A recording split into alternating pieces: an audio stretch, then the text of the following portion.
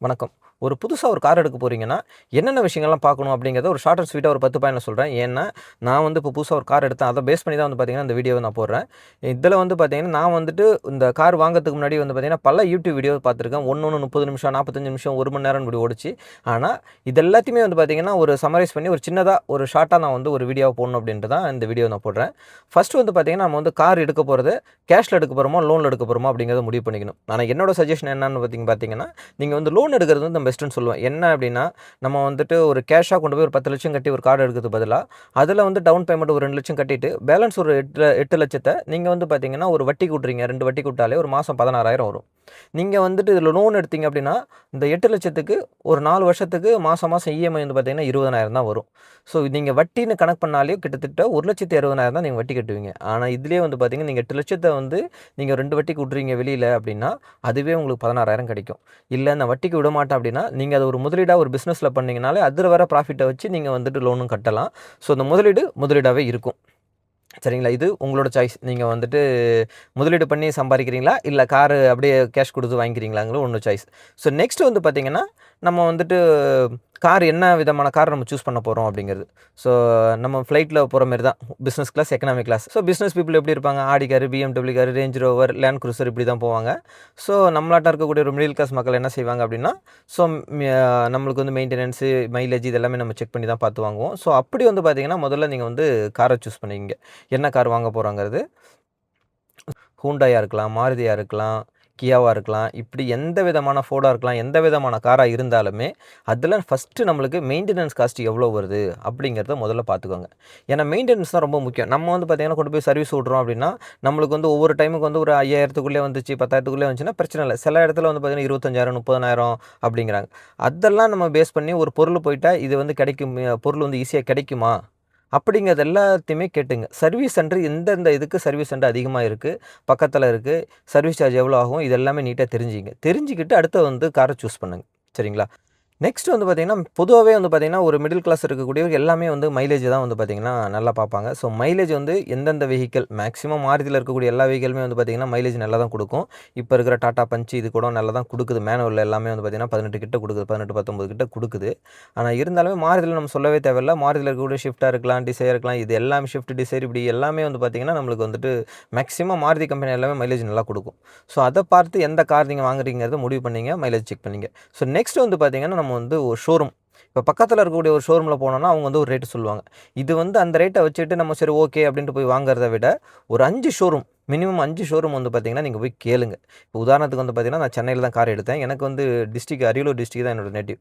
ஆனா இருந்தாலுமே நான் பார்த்தீங்கன்னா, சென்னையில தான் கார் எடுத்தேன். அப்ப சென்னையில கார் எடுக்கும்போது, நான் சென்னையில இருக்கக்கூடிய இடத்துல ஒரு 3 கிட்டத்தட்ட ஒரு 5 இடத்துல நான் வந்து கேட்டேன். அதுல வந்து பார்த்தீங்கன்னா, 3 ஷோரூம் வந்து பார்த்தீங்கன்னா, ஒரே ஓனர். இப்படிலாம் இருந்துச்சு. அப்ப இதெல்லாம் வந்து பார்த்தீங்கன்னா, எனக்கு தெரியாது. அப்புறம் போய் போய் கேட்க தான் வந்து, ஓஹோ! இப்படி இருக்கா அப்படிங்கிறத தெரிஞ்சுக்கிட்டேன். ஸோ நீங்களும் வந்து பார்த்தீங்கன்னா, கார் எடுக்க போறீங்க அப்படின்னா, குறைஞ்சது ஒரு 5 ஷோரூம் போய் கேளுங்க. எவ்வளோ பிரைஸ் கொட்டேஷனோ வாங்குங்க. இதில எவ்வளோ தராங்க, அதில எவ்வளோ தராங்க, இதில எவ்வளோ தராங்க கேளுங்க. நான் வந்து பார்த்தீங்கன்னா, சென்னையிலேயே ஒரு 5 இடத்துல பார்த்தேன், கேட்டேன். அடுத்து வந்து பார்த்தீங்கன்னா, பாண்டிச்சேரியில ஒரு இடத்துல கேட்டேன். அது இல்லாம கடலூர்ல கேட்டேன். கிட்டத்தட்ட வந்து ஒரு 7, 8 இடத்துல நான் கேட்டேன். அப்புறம் தான் வந்து பார்த்தீங்கன்னா, ஒரு பிரான்ச்ல கேட்கும்போது, நாங்க 3 பிரான்ச்சுமே ஒண்ணு தான். ஒரே ஓனர் தான் அப்படின்னு சொல்றாங்க. ஓ! அப்படியா? நான் பிரான்ச் சொல்ல விரும்பல. சரிங்களா? அதில ஒரு பிரான்ச் தான் நானும் கார் எடுத்தேன். ஆனா வந்து பார்த்தீங்கன்னா, ஸோ அவங்க டாஸ்க்னால வந்து பார்த்தீங்கன்னா, ஒவ்வொரு இந்த கார் விக்கக்கூடிய அந்த சேல்ஸ்மேன் இருக்காங்க. அவங்க எல்லாமே வந்து பார்த்தீங்கன்னா, டாஸ்க்னால ஒவ்வொருத்தங்க நம்மளுக்கு வந்து குறைச்சு குடுக்குறாங்க. மேக்ஸிமம் சில பேர் வந்து பார்த்தீங்கன்னா, அந்த ரேட்ட வந்து குறைக்கிறதே இல்ல. சரிங்களா? அதனால ஷோரூம்ல கேட்டுட்டு எல்லா இடத்துலயும் பிரைஸ் கம்பேர் பண்ணிக்கங்க. கம்பேர் பண்ணிட்டு அப்புறமா கார் வாங்க போங்க. அடுத்தது வந்து பார்த்தீங்கன்னா, கார் சூஸ் பண்றது நம்ம வந்து பார்த்தீங்கன்னா, டாப் மாடல் வாங்கணுமா, பேஸ் மாடல் வாங்கணுமாங்கிறத முடிவு பண்ணிக்கங்க. என்னோட சஜஷன் என்ன அப்படின்னு பார்த்தீங்கன்னா, பேஸ் மாடல் வந்து பெஸ்ட்டு. ஏன்னா இப்போ டாப் மாடல் நான் போறேன். உதாரணத்துக்கு இப்போ நான் ஃப்ராங்க்ஸ் கார் வாங்கினேன். இப்போ நான் அந்த பேஸ் மாடல் வந்து பார்த்தீங்கன்னா, 8,15க்கு நான் வாங்குறேன் அப்படின்னா, இதே டாப் மாடல் எனக்கு வந்து பார்த்தீங்கன்னா, 12, 13 கிட்ட போயிடுது. ஆனா என்ன வந்து இதில மாற்றங்கள் அப்படின்னு பார்த்தீங்கன்னா, சில ஃபியூச்சர்ஸ் மட்டும் தான் மாறுபடுது. மத்தபடி எல்லாமே இன்ஜின் எல்லாமே சேம் தான். ஆனா சில இப்போ அந்த ஹையர் வெர்ஷன் டாப் மாடல்ல வந்து பார்த்தீங்கன்னா, நமக்கு வந்துட்டு மேபி இதில இருக்கலாம். எல்லா ஃபியூச்சர்ஸும் வந்திருக்கும். டர்போ இருக்கும். டர்போ இன்ஜினா இருக்கும். டர்போ இன்ஜினுங்கிறது 3 சிலிண்டர் வரும். இதில வந்து பார்த்தீங்கன்னா, நம்மளுக்கு 4 சிலிண்டர் இருக்கு. அதில சிஎன்ஜி இருக்கு, ஆட்டோமேட்டிக் இருக்கு. இதனால வந்து பார்த்தீங்கன்னா, இந்த விலைகள் வந்து வேறுபடலாம். ஆனா என்ன பொறுத்தவரை வந்து பார்த்தீங்கன்னா, பேஸ் மாடலே நல்லா தான் இருக்கு. ஸோ என்னோட கார் நான் வேணா வீடியோல காட்டுறேன் உங்களுக்கு பாருங்க. ஸோ எல்லாமே நான் ஃபீச்சர்ஸ் வந்து செட்டுலேருந்து எல்லாமே நான் போட்டிருக்கேன். இது எல்லாமே வந்து பார்த்தீங்கன்னா, எனக்கு வந்து ஒரு கரெக்ட்டா ஒரு 9,00,000லே வந்துருச்சு இந்த ஃப்ராங்க்ஸ் கார். நெக்ஸ்ட் வந்து பார்த்தீங்கன்னா, நம்ம வந்து காரை செலக்ட் பண்ணியாச்சு. அதுக்கப்புறம் அந்த சீட்ல போய் உட்காந்து பாருங்க. டிரைவர் சீட்ல, பக்கத்து சீட்ல, பின்னாடி சீட்ல எங்கேயாச்சும் தலை இடிக்குதா என்ன அப்படிங்கிறது. அடுத்து வந்து பார்த்தீங்கன்னா, நம்ம எத்தனை பேர் போக போறோம் அப்படிங்கிறத முடிவு பண்ணிங்க. நம்ம வீட்ல 4 பேர் தான் போறோமா, இல்ல 6 பேர் போறோமா அப்படின்னா. ஸோ 6 பேர் நம்ம ரெகுலரா வந்து பார்த்தீங்கன்னா, நீங்க லாங் டிராவல் போறோம் அப்படின்னா, நீங்க வந்து பார்த்தீங்கன்னா, பூட் ஸ்பேஸ் கண்டிப்பா தேவை. அதுக்கு வந்து நீங்க 7 சீட்டர் எடுத்தாலுமே பூட் ஸ்பேஸ் இருக்க மாரி எடுக்கணும். மத்தபடி இப்போ வந்துட்டு மத்த வண்டியில வந்து பார்த்தீங்கன்னா, சீட்ட மடிச்சு தான் திங்ஸ்லாம் வைக்கிற மாரி இருக்கும். அதுமாரி வைக்கிறது வந்து வேஸ்ட் வேலை லாங் டிஸ்டன்ஸுக்கு. நம்ம ஷார்ட் டிஸ்டன்ஸுக்கு எங்கேயாச்சும் ஃபங்ஷனுக்கு போகிறோம், நம்ம ரிலேஷன் தான், நம்ம 6 பேர் 7 பேர் இருக்கோம், எப்பயுமே போகிறோம் அப்படின்னா, நீங்கள் வந்துட்டு அந்த 7 சீட்டருக்கு போகலாம். இல்லைனா மற்றபடி வந்து பார்த்தீங்கன்னா, நீங்கள் அந்த 5 சீட்டரே பெஸ்ட்டு தான். அதில் சீட் எல்லா இடத்துலையும் உட்காந்து பார்த்துக்கோங்க. எது கரெக்டாக இருக்குது அப்படிங்கிறத பார்த்துட்டு முடிவு பண்ணிக்கோங்க. அடுத்தது ஒவ்வொரு இடத்துலையும் வந்து பார்த்தீங்கன்னா, டெஸ்ட் ட்ரைவ் வந்து காரை எடுத்து ஓட்டி பாருங்கள். கண்டிப்பாக தருவாங்க. கேளுங்க, நான் டெஸ்ட் ட்ரைவ் பண்ணணும் அப்படின்னு. ஸோ ஆட்டோமேட்டிக்காக நீங்கள் எடுத்து ஓட்டலாம், மேனுவலும் எடுத்து ஓட்டலாம். அவங்க மேக்ஸிமம் அந்த டாப் மாடல் தான் வச்சுருப்பாங்க, இல்லை மிட் வேரியண்ட் வச்சுருப்பாங்க. நீங்கள் ஓட்டி பாருங்கள். அதுக்கு எனக்கு பெரிய வித்தியாசம் இல்லை. பேஸ் மாடல் தான் வாங்க போகிறோம், இவங்க டாப் மாடல் வச்சுருக்காங்க அப்படின்னா, இன்ஜினோ கீரோ எதுவுமே மாற போகிறது கிடையாது. இங்கே இருக்கிற ஃபியூச்சர்ஸ் தான். என்ன ஃபியூச்சர்ஸ் வந்து பார்த்திங்கன்னா, இந்த நம்ம வந்து ஆண்ட்ராய்டு கார்ப்ளே வராது, அந்த சிஸ்டம் வராது. அதுக்கப்புறம் பார்த்திங்கன்னா ரியர் ஏசி இருக்காது. வேறு என்ன நம்மளுக்கு இது இந்த ஃப்ளோர் மேட்டு, இப்படி சின்ன சின்ன விஷயங்கள் வந்து பார்த்திங்கன்னா, நம்மளுக்கு வந்துட்டு நம்மளே போடுற மாரி இருக்கும். ரியர் கேமரா வராது. இப்படி நம்ம அதெல்லாம் வந்து பார்த்திங்கன்னா, அதேமாதிரி வந்து பார்த்திங்கன்னா, இந்த க்ரூஸ் கண்ட்ரோல் வராது. அப்புறம் சைடு மிரர் கண்ட்ரோல் வராது. கையில் வந்து பார்த்திங்கன்னா, நம்மளுக்கு வந்து இந்த கண்ட்ரோல் இருக்கும். இந்த வால்யூம் கண்ட்ரோலு, ஃபோன் கண்ட்ரோல் இது எல்லாமே இருக்கும். அது வராது. ஸோ அதெல்லாம் நம்மளுக்கு தேவையில்ல. மேக்ஸிமம் எது தேவையோ அது இருந்தால் போதும். அதை பேஸ் பண்ணி வாங்கினாலே போதும். ஸோ டெஸ்ட் ட்ரைவ் வந்து பார்த்திங்கன்னா, சிட்டிக்குள்ளே ஓட்டி பாருங்கள் எப்படி இருக்குன்னு, ஹைவேல ஓட்டி பாருங்கள் எப்படி இருக்குன்னு, 100லேயும் வண்டியை மிதிச்சு பாருங்கள், 80லேயும் மிதிச்சு பாருங்கள். எப்படி வந்து உங்களுக்கு கரெக்டாக இருக்கா அப்படிங்கிறத ஓட்டி பார்த்துங்க. எல்லா இடத்துலையும் ஓட்டி பார்த்துட்டு கிட்டத்தட்ட நீங்கள் 100 கிலோமீட்டர் ஓட்டினாலும் பிரச்சனை கிடையாது. 50 to 100 கிலோமீட்டர் ஓட்டலாம். நான் கிட்டத்தட்ட வந்து பார்த்திங்கன்னா 50, 60 கிலோமீட்டர் ஓட்டி தான் பார்த்தேன். ஓட்டி பார்த்துட்டு தான் காரை சூஸ் பண்ணேன். நான் பலினோ ஓட்டி பார்த்தேன், ஃப்ராங்க்ஸும் ஓட்டி பார்த்தேன். ஓட்டி பார்த்துட்டு தான் வந்துட்டு ஃபைனலாக ஃப்ராங்க்ஸ் எடுத்தேன்.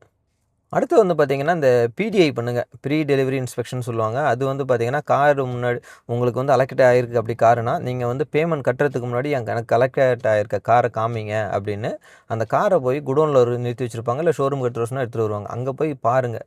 என்னன்னா எங்கேயாச்சும் சைடில் ஸ்க்ராட்ச் ஆகிருக்கேன். ஏன்னா கண்டெய்னர்லேருந்து வரும்போது நம்மளை அறியாமலே வந்து பார்த்திங்கன்னா, சில இடத்துல ஸ்க்ராட்ச் ஆகிருக்கலாம். அப்படிங்கும்போது அதெல்லாம் நேரில் போய் பார்த்துங்க. பார்த்துட்டு வீடியோ எடுத்துங்க, ஃபோட்டோ எடுக்கணும்னா எடுத்துங்க. அதே போல் 4 கிளாஸுமே செக் பண்ணிக்கோங்க. அந்த நம்பர் எல்லாம் சீரியல் நம்பர் சேமாக இருக்கா அப்படிங்கிறது.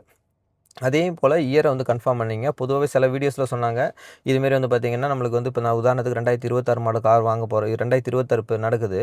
இது வந்து பார்த்திங்கன்னா, இப்போ வந்து ஆகஸ்ட் மாதம் நடக்குது அப்படின்னா, முன்னாடியே வந்து பார்த்திங்கன்னா, போன வருஷத்தில் உள்ள காரை கூட சேல்ஸ் பண்ணிவிடுவாங்க அப்படிங்கிற மாதிரிலாம் சொன்னாங்க.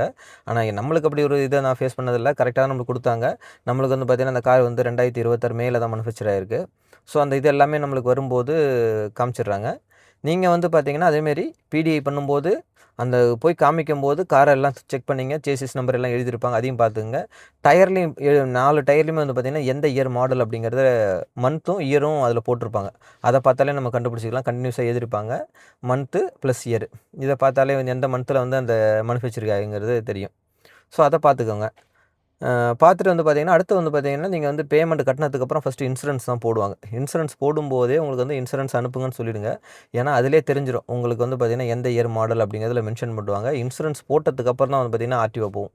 அதுக்கு முன்னாடி நீங்கள் எதனாலும் நிறுத்திக்கலாம். சரிங்களா? அதனால் இன்சூரன்ஸ் போட்டப்பவே உங்களுக்கு வந்து சொல்லிவிடுவாங்க. அந்த இதுக்கு அந்த இதை காப்பியை காமிக்கும்போதே நீங்கள் வந்து பார்த்துக்கலாம்.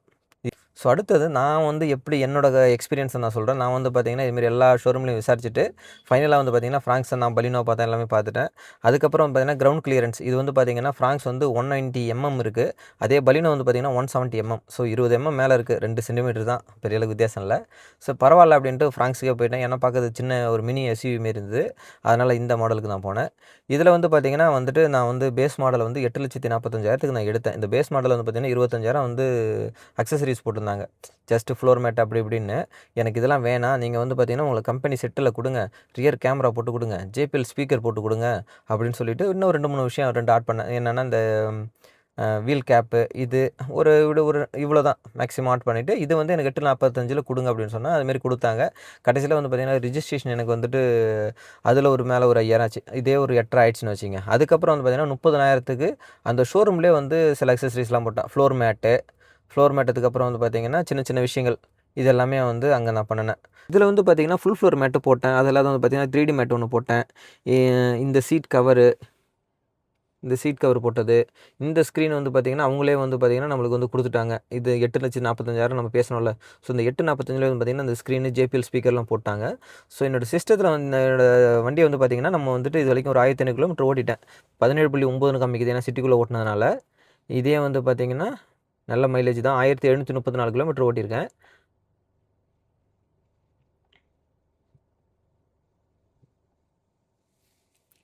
ஸோ நம்மளுக்கு ஆவரேஜாக எடுத்துக்கிட்டாலே நம்மளுக்கு வந்து பார்த்திங்கன்னா 17.9 கிட்டத்தட்ட நான் ஹைவேல ஓட்டும்போது எனக்கு 18 இருந்துச்சு. ஜஸ்ட் ஒரு பாயிண்ட் வந்து அதில் நம்மளுக்கு குறைஞ்சிருக்கு. அவ்வளோதான்.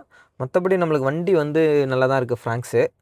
ஸோ என்னோடய ஃப்ராங்க்ஸ் காரில் வந்து பார்த்திங்கன்னா நான் வந்துட்டு நம்மளுக்கு பேஸ் மாடல் எடுத்ததுனால இதில் வந்து பார்த்திங்கன்னா ஹாலஜன் லேம்ப் தான் வரும். ஸோ இதில் வந்துட்டு நம்ம வந்துட்டு மற்ற டாப் எண்டில் பார்த்திங்கன்னா LED ப்ரொஜெக்டர் வரும். ஸோ அதுதான் வித்தியாசம். கீழே வந்து பார்த்திங்கன்னா நான் வந்து ஃபாக் லேம்ப் போட்டேன். அந்த அக்சசரிஸ் கூடயே. இதுதான் வந்து பார்த்திங்கன்னா கம்ப்ளீட்டாக பார்க்க நம்மளுக்கு லுக்காகவும் இருக்கும் ஃப்ராங்க்ஸு.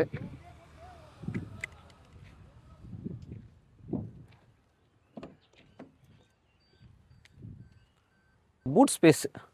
ஸோ ஃப்ராங்க்ஸில் வந்து பார்த்திங்கன்னா பூட் ஸ்பேஸ் பார்ப்போம். ஸோ இந்த பூட் ஸ்பேஸ் வந்து பார்த்திங்கன்னா நமக்கு நல்லா தான் இருக்குது. ஸோ பேக்கில்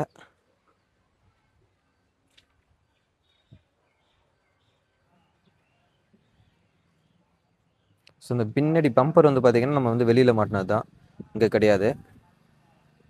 ஸோ சில பேர் வந்து பார்த்திங்கன்னா நான் வந்துட்டு எனக்கு கார் ஓட்ட தெரியாது, அதனால் வந்துட்டு நான் பழைய கார் எடுத்து ஓட்டி கற்றுக்கிட்டு அடுத்து நான் வந்து புது கார் வாங்குகிறேன் அப்படிங்கிற மாரி பிளான் பண்ணி பழைய கார் வாங்குவாங்க. ஸோ செகண்ட் ஹேண்டுங்கிறது வந்து என்னை பொறுத்தவரை வந்து வேணான்னு தான் நான் சொல்லுவேன். என்ன அப்படின்னு வந்து பார்த்திங்கன்னா செகண்ட் ஹேண்டுக்கும் ஒரு புதுசுக்கும் பெரிய அளவுக்குலாம் வித்தியாசம் இல்லை. இப்போ வந்து பார்த்திங்கன்னா நீங்கள் வந்து பலினோவில் போய் எடுக்கிறீங்க அப்படின்னா, இப்போ பலினோ வந்துட்டு நீங்கள் வந்து பேஸ் மாடல் வந்து பார்த்திங்கன்னா 7,500,000 எடுத்துக்கலாம். அதே நீங்கள் செகண்ட் ஹேண்ட் காரில் ஷிஃப்ட் போனாலே குறைஞ்சது 6 லட்சம் சொல்லுவாங்க. அது 40,000 கிலோமீட்டர் 50,000 கிலோமீட்டர் ஓட்டிருக்கும். அப்படிங்கும்போது நீங்கள் ஒரு பேஸ் மாடல் இருக்கிறது பெஸ்ட்டு. அதுவும் வந்து புதுசாக எடுங்க எதுவுமே. ஏன்னா நீங்கள் வந்து ஓட்ட தெரியலனாலுமே எல்போர்டு போட்டு நீங்கள் வந்து ஓட்டி கற்றுக்கலாம். ஜஸ்ட் ஒரு 1 மந்த்து அந்த கார் உங்கள் கையில் இருந்ததுன்னா அடுத்தது உங்கள் கண்ட்ரோலில் வந்துடும். மற்றவங்க சொல்லுவாங்க இல்லை நீ வந்து பழைய வண்டியில் கற்றுக்க அப்படிங்கிற மாதிரிலாம் அதில் காதிலே வாங்காதீங்க. புது வண்டி வாங்குறது பெஸ்ட்டான வேலை. ஏன்னா நீங்கள் கையில் இருக்கிற வரைக்கும் எந்த ஒரு பிரச்சனையுமே வராது. சரிங்களா? 1,00,000 கிலோமீட்டர் வரைக்கும் எந்த பிரச்சனையும் இல்லாமல் வண்டி ஓடிட்டுருக்கும். அதுக்கப்புறம் நீங்கள் வந்து அந்த வண்டியை மாற்றிட்டு வேறு வண்டி மாற்றிக்கலாம். ஏன்னா 1 மாதம் கழிச்சு நீங்கள் பழைய வண்டி வாங்கி யூஸ் பண்ணுறீங்க செகண்ட் ஹேண்டில் அப்படின்னா 1 மாதம் கழிச்சு சிந்திப்பீங்க, நம்ம எதுக்கு அதை எடுத்தோம் அப்படிங்கிற மாதிரி முடிவு பண்ணிருப்பீங்க. சரிங்களா? அதெல்லாம் தவிர்த்துட்டு புது காரவே எடுங்க. இது எல்லாமே பார்த்து விசாரிச்சிட்டு கார் வாங்குங்க. நன்றி. மீண்டும் அடுத்த வீடியோவில் பார்ப்போம்.